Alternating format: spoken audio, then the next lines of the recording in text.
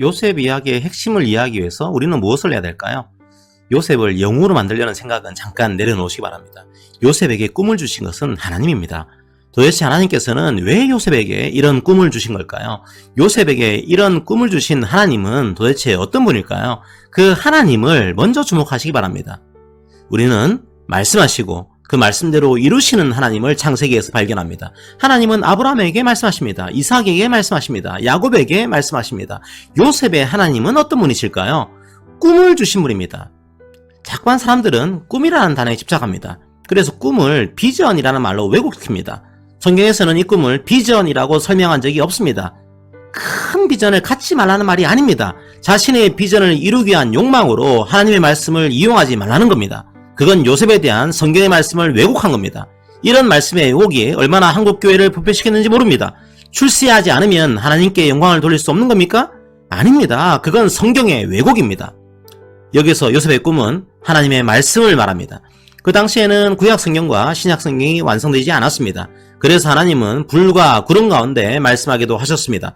선지자들의 입을 통해서 말씀하기도 하셨습니다. 기적을 통해서 말씀하기도 하셨습니다. 꿈을 통해서 하나님의 뜻을 보여주기도 하셨습니다.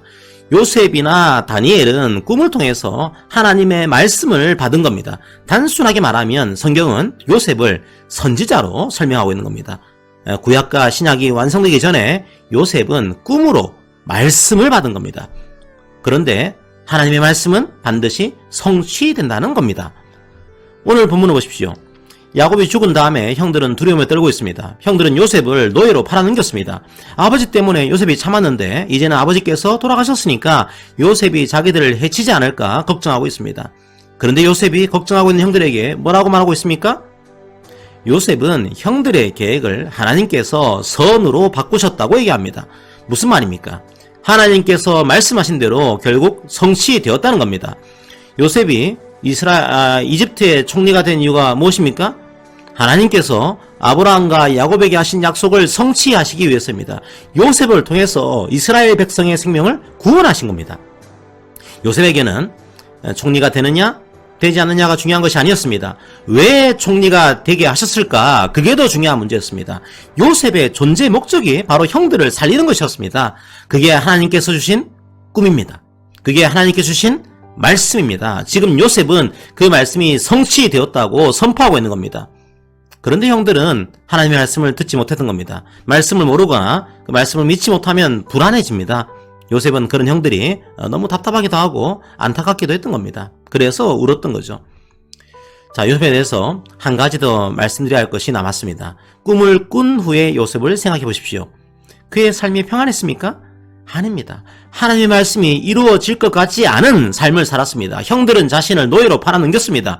보디발의 아내는 자신을 유혹했습니다. 억울한 누명을 쓰고 감옥에 갇혔습니다. 술 맡은 관원장을 도왔지만 그는 요셉을 잊어버렸습니다. 형들이 와서 요셉에게 절을 한다고요? 그 꿈은 절대로 이루어지지 않을 것처럼 보였습니다.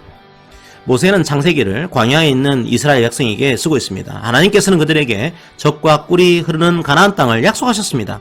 그런데 지금 그들의 상황이 어떻습니까? 광야에서 한 평의 땅도 없이 떠돌아다니고 있는 그런 신세입니다. 이집트에서 나오긴 했지만 가나안 땅은 밟아보지도 못했습니다. 과연 하나님의 약속이 성취될까 불안했을 겁니다. 그때 모세가 그들에게 얘기합니다. 여기에 그 증거가 있다. 바로 요셉이 증거이다. 하나님께서 말씀하셨으면 그 말씀은 반드시 이루어진다. 지금 여러분도 요셉처럼 혹독한 감옥의 자리에 있을지도 모릅니다. 이스라엘 백성처럼 광야의 한복판에서 추위와 더위에 떨고 있을지도 모릅니다. 하지만 그 험악한 삶의 공간에서도 하나님께서 함께 하신다고 약속하셨습니다. 그 약속은 이루어집니다. 함께 걷는 교회의 모든 성도들이 그 말씀을 믿기를 원합니다. 그리고 그 말씀에 대한 증거가 되기를 원합니다. 결국 하나님의 꿈은 이루어집니다. 그리고 여러분이 그 꿈의 증거가 될 것입니다. 그 믿음으로 살아가시기를 기도합니다. 아멘.